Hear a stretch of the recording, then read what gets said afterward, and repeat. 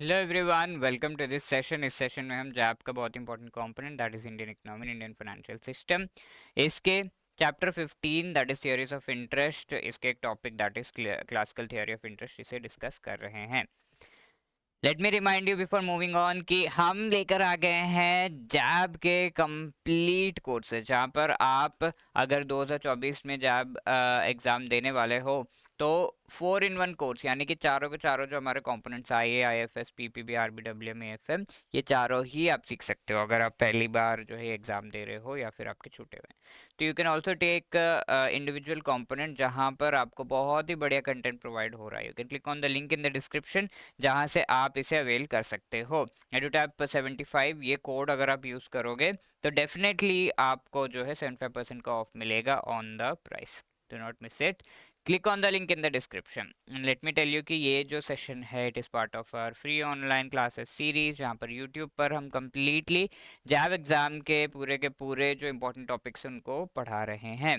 PPB की classes Monday and Thursday को होती हैं, ट्यूसडे एंड फ्राइडे को एएफएम की classes and Wednesday and Saturday को आईआईएफएस की क्लासेस। तो 7 बजे आपको ये अवेलेबल रहती हैं। Please do be part of that. In this session what will be discussing is classical theory of interest. तो इससे रिलेटेड जो कॉन्सेप्ट्स हैं उनको मैंने डिवाइड कर दिया। सबसे पहले किसने ये थियोरी डेवलप की है, इंटरेस्ट का मतलब क्या है अकॉर्डिंग टू द थियोरी।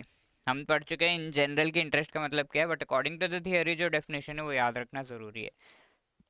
और यहाँ पर जो इंटरेस्ट है उसे चार्ज क्यों किया जाता है, पर्पस क्या है, क्यों करना चाहिए। तो थियोरी में यही सारी चीज़ें होंगी ना कि ये क्यों कर रहे हैं हम, what is the theory, what is the concept, what is the principle behind it. Okay, factors जिस पर ये इंटरेस्ट जो है डिपेंड करता है वो चीज़ें हम डिस्कस करें। तो सबसे पहले किसने इसे डेवलप एंड मॉडिफाई किया, टर्विंग फिशर अमेरिकन इकोनॉमिस्ट है, अल्फ्रेड मार्शल जो कि ब्रिटिश इकोनॉमिस्ट है। Interest is reward for productive use of capital. ठीक है, तो जो कैपिटल है, जो पैसे हैं, आपने किसी से लोन ले रखे हैं, फिर आप उसे अपने खुद के शॉप में लगा रहे हो और उससे प्रॉफिट कमा रहे हो, तो इसके लिए सामने आप जो इंटरेस्ट दे रहे हो, यानी कि आप जो पेमेंट कर रहे हो, दैट इज कॉल्ड इंटरेस्ट। ठीक है, अब आगे है आर्थर सेसिल पिगो। तो पिगो ब्रिटिश इकोनॉमिस्ट है और इन्होंने कहा था कि interest is price of time. यानी कि आप ये देख रहे हो कि आज के डेट में मुझे लैपटॉप खरीदना था, बट मैं इसे पोस्टपोन कर सकता हूँ। आप लैपटॉप खरीदने के बजाय वो पैसे डाल देते हो बैंक में या फिर आप दे देते हो किसी को लोन में, तो उस पर जो इंटरेस्ट रेट मिल रहा है that is what is the interest we are talking about. ठीक है, तो ये ब्रिटिश इकोनॉमिस्ट हैं, इन्होंने ये कहा है कि ये जो टाइम हम वेट कर रहे हैं कि आज हम खरीद सकते थे जो भी हमें चाहिए, बट वी आर वेटिंग, तो that is called interest is the price of time. इसका ही जो है प्राइस दिया जाता है, that is what interest is. अब इंटरेस्ट होता क्या है क्लासिकल थियोरी ऑफ इंटरेस्ट के हिसाब से, यहाँ पे देखो दिया हुआ है, interest is the price paid for supply of savings to meet demand for investment. तो दो टर्म्स यहाँ पे बहुत ज़्यादा इंपॉर्टेंट है, सेविंग्स एंड इन्वेस्टमेंट। तो इस थियोरी को हम savings investment theory, demand supply theory तो कहा ही जाता है, capital theory, real theory, savings investment theory भी कहा जाता है। क्यों क्यों कहा जाता है आगे हम देखते जाएंगे। तो सबसे पहले सेविंग्स इन्वेस्टमेंट थियोरी क्यों कहा जाता है वो हम समझ लेते हैं। तो इस थियोरी में कहा गया कि इंटरेस्ट क्या होता है, जो भी लोग सेव, लेट से मुझे 10 लाख की जो है सैलरी है, तो उसमें से मैं 1 लाख सेव कर रहा हूँ, और ये 1 लाख जो मैंने सेव किए हैं उसको मैंने लोन पे दे दिया किसी को, तो मुझे और प्रॉफिट होगा, है ना। यहाँ पे क्या हो रहा है, जो भी सेविंग्स आपने कर रखे हैं उस पर्टिकुलर सेविंग्स को लेट से यहाँ पर जो है सप्लाई कहा गया है, इस सेविंग्स की सप्लाई, तो वो सेविंग्स आप किसी और को दे सकते हो, वो पैसे दे सकते हो in the form of loan. और जिसको भी इन्वेस्टमेंट करना है वो क्या करेगा, wise thing is to take loan and then invest. ठीक है, मैं नॉर्मल शेयर्स वगैरह इन्वेस्टमेंट की बात नहीं कर रहा हूँ, बड़े बड़े फैक्ट्रीज इंडस्ट्रियलिस्ट की बात कर रहा हूँ, तो वो सभी लोन लेते हैं एंड उसके बेसिस पर वो इन्वेस्टमेंट करते हैं। Okay, so that is the thing.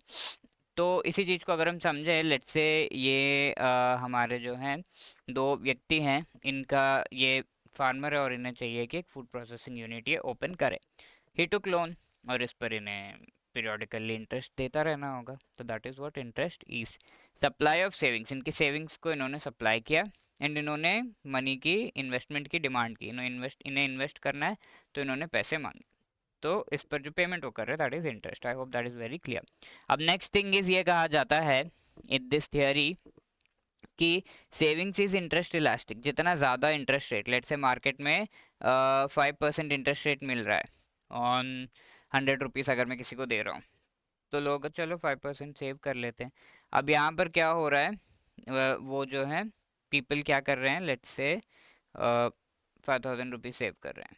अब इंटरेस्ट अगर 10% मिल रहा है मार्केट में, तो ऐसे में क्या होगा, ऐसे में सम 10,000 रुपीज सेव करेंगे, है ना। तो जैसे जैसे इंटरेस्ट रेट बढ़ रहा है वैसे वैसे सेविंग्स लोगों के जो हैं वो इंक्रीज होते रहते हैं, ये चीज़ कहा गया है। बट ये चीज़ काफ़ी लॉजिकल नहीं लगती। इसी चीज़ का खंडन आगे किया है हमारे जेएम कीन्स साहब ने, जिन्होंने दूसरा theory that is liquidity preference theory, Keynes liquidity preference theory उसे कहा जाता है। बट इस थियोरी के हिसाब से इंटरेस्ट जो है वो सेविंग जो है इंटरेस्ट इलास्टिक है, यानी कि इंटरेस्ट जितना बढ़ते जाता है उतना सेविंग्स बढ़ते जाता है लोगों का।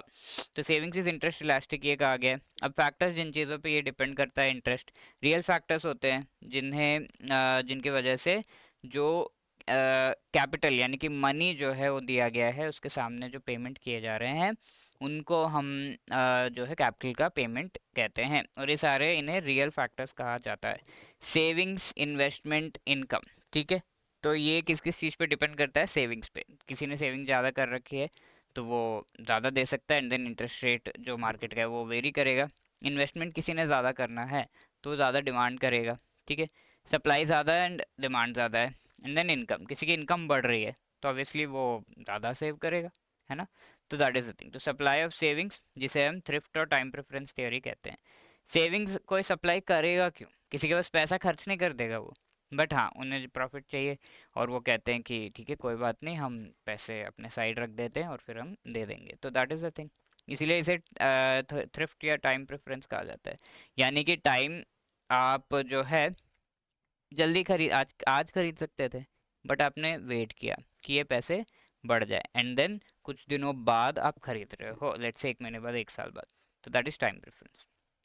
अब नेक्स्ट है इन्वेस्टमेंट जो है वो भी इंटरेस्ट इलास्टिक माना जाता है, यानी कि इंटरेस्ट जैसे जैसे चेंज होता है वैसे वैसे इन्वेस्टमेंट चेंज होता है। लेट्स से इंटरेस्ट यहाँ पर जो है अगेन 5% है, फिर 10% है। तो आपका इन्वेस्टमेंट जैसे 5% है तो आप काफ़ी हाई इन्वेस्ट करोगे, ठीक है। आप कहोगे कि मुझे इन्वेस्टमेंट बहुत हाई चाहिए, तो यहाँ पर होगा समवेयर। बट जब 10% हो जाएगा तब आप कम इन्वेस्ट करोगे, okay. So you will invest less. तो इस तरीके से आपका ग्राफ जो है बन जाता है। तो आप देख रहे हो ये दोनों एक दूसरे का ऑपोजिट है, और ये दोनों जहाँ पे मीट हो रहे हैं that is a point of equilibrium. Let's say यहाँ पर आपका जो है सप्लाई ऑफ सेविंग्स का ग्राफ है, तो ये दोनों जहाँ पे मीट हो रहे हैं, this is the point, this is the interest rate जो मार्केट में नॉर्मली प्रिवेल करता है, ठीक है। अब नेक्स्ट थिंग इज जो इंटरेस्ट है एंड सारा ये सारा चीज़ जो है डिपेंड करता है on the productivity of capital.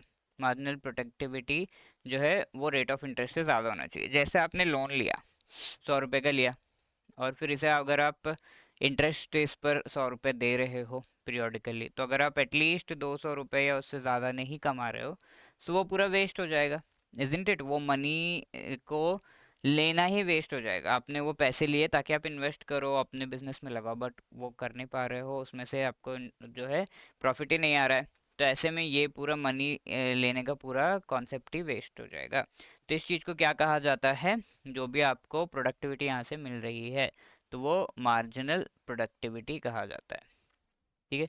तो मार्जिनल प्रोडक्टिविटी ये रेट ऑफ इंटरेस्ट से ज़्यादा होनी चाहिए, ठीक है। रेट ऑफ इंटरेस्ट 15% है, यानी कि बहुत हाई इंटरेस्ट पे आप पैसे ले भी रहे हो और फिर आपकी प्रोडक्टिविटी उतनी नहीं है, तो वो नहीं होना चाहिए, ओके।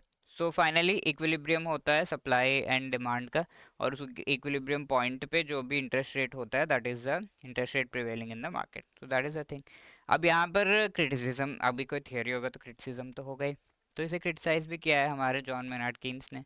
इन्होंने क्या कहा, interest is reward for parting with liquidity, यानी कि आप अभी वो सारे पैसे खर्च कर सकते थे पर आपने नहीं किया, तो उसके लिए रिवॉर्ड मिलता है आपको, that is what interest is, ये कहा है, ठीक है। तो हमने यहाँ पे क्लासिकल थियोरी में इंटरेस्ट कैसे डिफाइन किया, it is the price for supply and demand to meet demand for investment, supply of savings की सप्लाई और उससे जो इन्वेस्टमेंट है उसकी डिमांड को फुलफिल करना, उसका उस चीज़ को हम इंटरेस्ट कहते हैं। बट इन्होंने कैसे डिफाइन किया इंटरेस्ट को, it is the reward for parting with liquidity, ठीक है।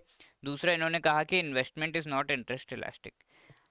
आप जो है इंटरेस्ट रेट कम हो जा रहा है बोल के, लेट्स से इंटरेस्ट रेट 1% है, तो खूब लोन लेने लगोगे क्या, ढेर सारा एकदम इस ग्राफ से बाहर जो है, ऐसा नहीं होगा ना। तो if you need you will take loan, interest rate कम है तो आप नहीं लोगे। तो इस वजह से इन्वेस्टमेंट जो है वो इंटरेस्ट इलास्टिक नहीं है, ये कहा जा रहा है। Marginal efficiency of capital, further expectations, इन पे वो डिपेंड करता है। सेविंग्स भी इंटरेस्ट इलास्टिक नहीं है, ये कहा जा रहा है। यानी कि ज़्यादा इंटरेस्ट रेट मार्केट में मिल रहा है तो मैं ज़्यादा सेव करूँगा, ऐसा होता है क्या कहीं पे? लोन देने के लिए ज़्यादा इंटरेस्ट रेट जो है वो मिल रहा है तो मैं पैसा ज़्यादा सेव करूँगा, ऐसा नहीं होता। ठीक है, savings is not interest elastic but depends on income level. जितना ज़्यादा इनकम होगा उतना ज़्यादा सेव करेंगे, simple. Yes, that is correct. So these are the criticism of John Maynard Keynes. अब ये सारी चीज़ें हमने देखी। लेट्स से इक्विलिब्रियम यहाँ पर है इन दोनों का, ये आपका जो है सप्लाई ग्राफ है, ये आपका सॉरी ये सेविंग्स का ग्राफ है, इन्वेस्टमेंट का है। तो ये दोनों जहाँ पे मीट हो रहे हैं वो हमारा इक्विलिब्रियम इंटरेस्ट रेट हो जाएगा, लेट्स से 3%। ठीक है, तो these are the things. Now let us answer this question. Classical theory of rate of interest किसने propound किया है? Irving Fisher, Alfred Marshall, Pigou, तीनों के ही नाम थे, इजंट इट, क्लासिकल थ्योरी में। So D 1 2 and 3 is the right answer. ये question आपके लिए होमवर्क है। Which among the following is correct with respect to criticism, sorry ये क्रिटिसिज्म है, criticism of classical theory of rate of interest. तो criticism कैसे कैसे की गई है? Interest according to Keynes is not a reward for savings, rather it is a monetary phenomenon. Absolutely इन्होंने कहा है ये। Keynes regarded that savings and investment are interest elastic. तो ये चीज़ सही है या नहीं आपको बताना है मुझे इन द कमेंट सेक्शन। ठीक है, let me remind you again, if you are preparing for JAIIB exam 4 in 1 हमारा मास्टर कोर्स है, जहाँ पे चारों के चारों कंपोनेंट्स जो है उसका सारा कंटेंट अवेलेबल है। इंडिविजुअल कोर्सेज भी आप अवेल कर सकते हो। Click on the link in the description and EduTap 75 code use करने पे 75% ऑफ आपको मिल रहा है। And if you have any queries you can always call us on 8146207241 या फिर hello@edutap.co.in पर भी आप अपने queries भेज सकते हो। You can also let us know कि आपको ये sessions कैसे लग रहे हैं by dropping a comment in the comment section, या फिर आप मेल पे भी हमें बता सकते हो। Okay, thank you so much, जय हिंद।